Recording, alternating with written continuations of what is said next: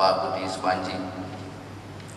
Yang saya hormati yang mewakili Menko Polhukam, yang saya hormati yang mewakili Panglima TNI, yang kami hormati yang mewakili Kapolri, yang kami hormati para ketua umum partai politik atau yang mewakili Bapak Ibu anggota Dewan Perwakilan Rakyat Republik Indonesia periode 2014-2019, dan juga yang tidak lupa yang kami hormati Bapak Profesor Muladi, dan juga seluruh lembaga-lembaga negara yang hadir pada saat ini, dan para pengajar Lemhanas yang saya hormati. Puji syukur kita panjatkan kehadirat Allah Subhanahu wa Ta'ala, Tuhan yang Maha Kuasa, atas limpahan rahmat dan karunia-Nya sehingga kita pada hari ini, pada pagi yang cerah ini, bisa menghadiri acara pembekalan dan pemantapan pemimpin tingkat nasional anggota DPR RI periode tahun 2014-2019. Dan dalam suasana peringatan kemerdekaan Republik Indonesia, saya mengucapkan Dirgahayu ke-69 kemerdekaan Republik Indonesia. Merdeka! Sebelumnya saya ingin menyampaikan permohonan maaf dari Bapak Ketua DPR RI, Bapak Marzuki Ali. Kebetulan beliau mendapat musibah, sakit, dan tadi malam saya menengok ke RSPAD. Alhamdulillah kondisinya sudah membaik, tinggal observasi, dan nanti kalau dokter hari ini dalam meetingnya menentukan beliau bisa keluar dari ICU, maka beliau akan dirawat di ruang perawatan. Kita doakan, amin ya rabbal alamin. Bapak Ibu sekalian, khususnya anggota DPR RI periode 2014-2019, perlu diketahui bahwa acara pembekalan seperti ini untuk anggota DPR RI ini yang pertama kali dilakukan secara kolektif lintas partai. Periode lalu itu dilakukan secara parsial oleh masing-masing partai politik yang bekerja sama dengan pihak-pihak terkait dalam hal pembinaan wawasan kebangsaan, ditambah dengan satu pembinaan yang sifatnya kolektif atau pembekalan kolektif yang dilaksanakan oleh MPR RI, yaitu pembekalan terkait masalah, ini istilah sebelumnya sebelum ada keputusan MK, yaitu pembekalan terkait 4 pilar: kehidupan bermasyarakat, berbangsa dan bernegara, yaitu Pancasila, Undang-Undang Dasar Negara Republik Indonesia tahun 1945, NKRI, dan Bhinneka Tunggal Ika. Kali ini kita bekerja sama dengan Lemhanas untuk melakukan pembekalan yang lebih kolektif secara bersama-sama, berangkat dari kenyataan bahwa ketika pembekalan dilaksanakan secara parsial oleh masing-masing partai politik, itu diskusi yang berkembang itu tidak seluas dan sedinamis ketika diskusi itu dilakukan lintas partai politik. Karena itu kita menggagas agar ini dilaksanakan pembekalan yang sifatnya lintas partai politik. Dan yang kedua, ketika pembekalan itu dilaksanakan di institusi DPR, artinya di gedung DPR sendiri, itu ternyata spirit yang berkembang itu ya karena merasa di rumah sendiri, jadi kedisiplinan, kehadiran, keluar masuk itu sangat cair sekali Pak. Karena itu kami berharap kalau ini dilaksanakan di institusi lain, dalam hal ini di Lemhanas, mudah-mudahan ini bisa memberikan dampak psikologis yang lebih positif, lebih serius. Dan tadi saya mendengar dari Pak Budi yang kemarin angkatan yang pertama itu disampaikan ternyata sangat disiplin luar biasa. Mudah-mudahan Bapak Ibu sekalian juga demikian ke depan. Bapak Ibu sekalian, tadi saya menyimak apa yang disampaikan oleh Pak Budi terkait dengan wawasan kebangsaan dan pentingnya nasionalisme kita. Memang ini akhir-akhir ini banyak sekali orang yang mempertanyakan apa pentingnya nasionalisme di era seperti ini. Tadi Pak Budi sudah menyampaikan pertanyaan ini sebetulnya adalah sebuah pertanyaan yang sudah jelas jawabannya adalah tetap penting. Yang menjadi persoalan adalah bagaimana kita memberikan satu konteks, mereaktualisasi sesuai dengan konteks kekinian yang penuh dengan tantangan-tantangan seperti yang tadi disampaikan oleh Pak Budi. Kita hadapi tantangan demikian banyak. Tahun depan saja kita akan menghadapi tantangan berupa pemberlakuan masyarakat ekonomi ASEAN. Ini bukan tantangan yang ringan. Kita membutuhkan kesiapan yang sangat luar biasa dari sisi regulasi, yang itu adalah tugas kita bersama Bapak Ibu sekalian di DPR RI, tentu nanti bersama eksekutif. Bagaimana kita memberikan kerangka legal untuk menghadapi pemberlakuan masyarakat ASEAN ini. Dan yang kedua tentu saja adalah bagaimana kita menyiapkan daya saing bangsa kita sendiri di dalam menghadapi era tersebut. Karena kita pasti membayangkan bahwa pemberlakuan masyarakat ASEAN itu akan menyebabkan tingkat datang dan perginya orang asing di negeri kita, dalam hal ini masyarakat ASEAN, yang mereka tentu di sini juga akan mencari pekerjaan, itu sudah barang tentu akan semakin meningkat. Karena itu kita perlu membekali daya saing kita.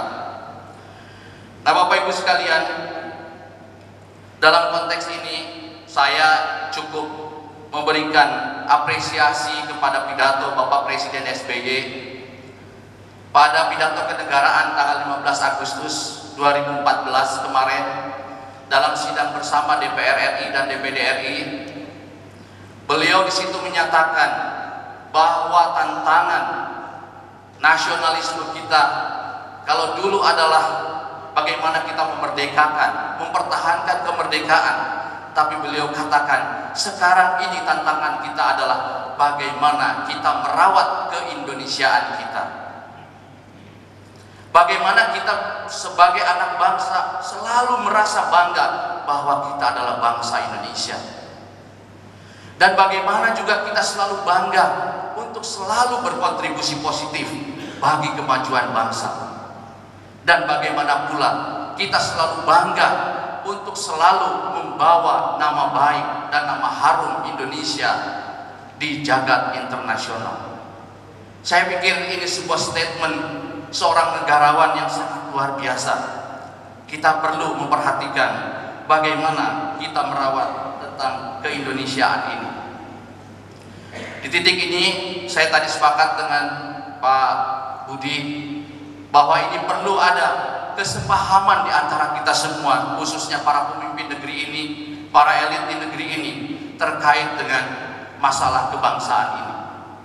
Dan saya berharap pembekalan kali ini bisa memberikan wawasan itu dan memberikan perspektif yang sama tentang tantangan-tantangan kita di masa kini dan masa mendatang.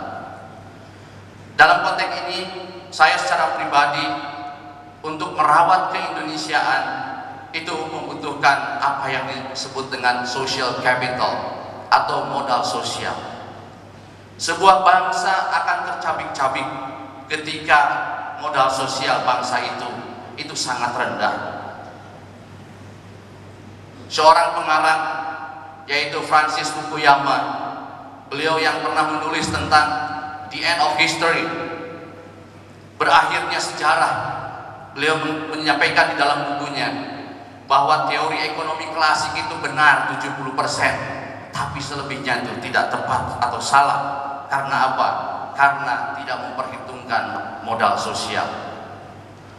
Dia gambarkan bahwa sebuah bangsa yang maju itu adalah bangsa yang memiliki modal sosial yang tinggi. Nah, mudah-mudahan kita ke depan ini bisa meningkatkan modal sosial kita, kebersamaan kita.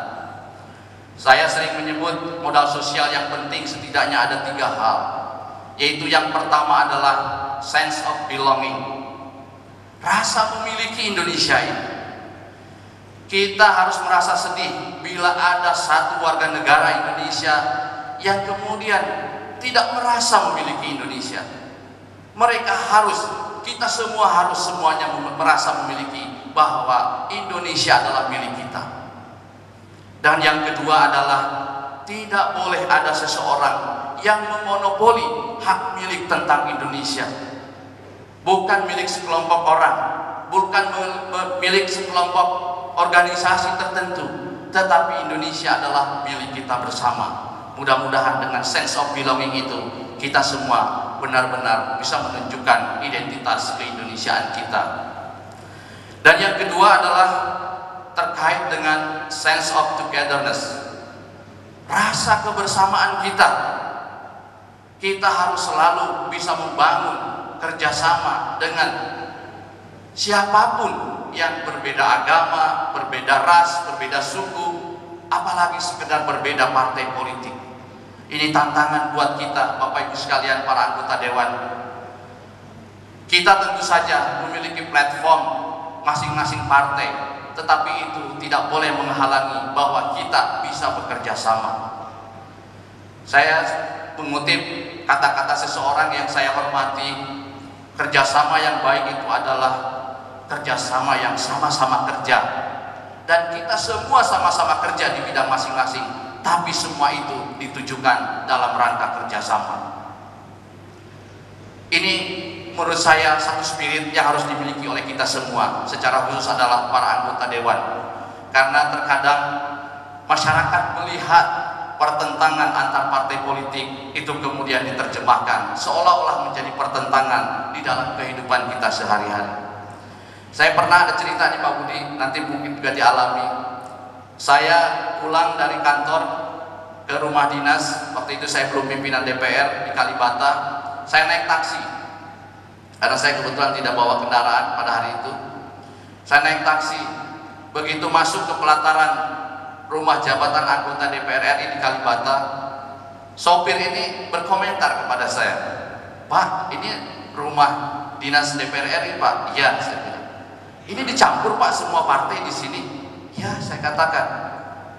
Kemudian komentar supir ini yang membuat saya kaget, "Pak, apa tidak bertengkar atau berkelahi?" Saya kaget sekali. Saya tanya, "Kenapa Bang sopir punya persepsi seperti itu?" Dia katakan, "Karena saya selalu melihat di Indonesia Lawyers Club dan kemudian di perdebatan-perdebatan DPR, begitu keras perdebatan-perdebatan itu. Apakah itu kemudian tidak terbawa juga di dalam kehidupan sehari-hari?"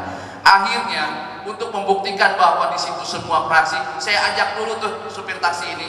Nih di blok sini adalah P3, blok sini adalah PDIP, blok sini ada PKS, blok sini ada Demokrat. Waktu itu Demokrat, dengan di situ ada PKB. Jadi ini adalah persepsi yang bisa berkembang di masyarakat karena kita menunjukkan sikap-sikap yang tidak positif. Yang ketiga adalah menurut saya yang penting adalah trustworthiness, saling percaya di antara kita semua. Di luar mereka yang tergabung dalam organisasi-organisasi terlarang, saya yakin semua kita memiliki niat baik buat bangsa ini.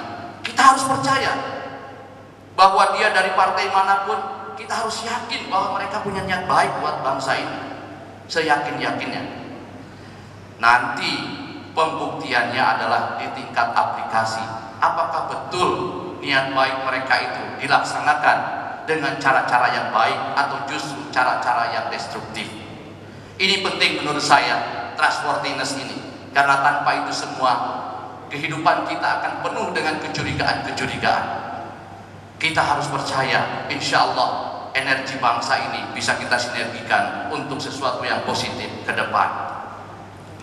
Nah, Bapak Ibu sekalian, terakhir, untuk bisa merawat 3 modal sosial, dan itu ditujukan untuk merawat keindonesiaan kita, saya selalu mengatakan kuncinya adalah adanya seamless communication, adanya komunikasi tanpa hambatan di antara kita sekalian.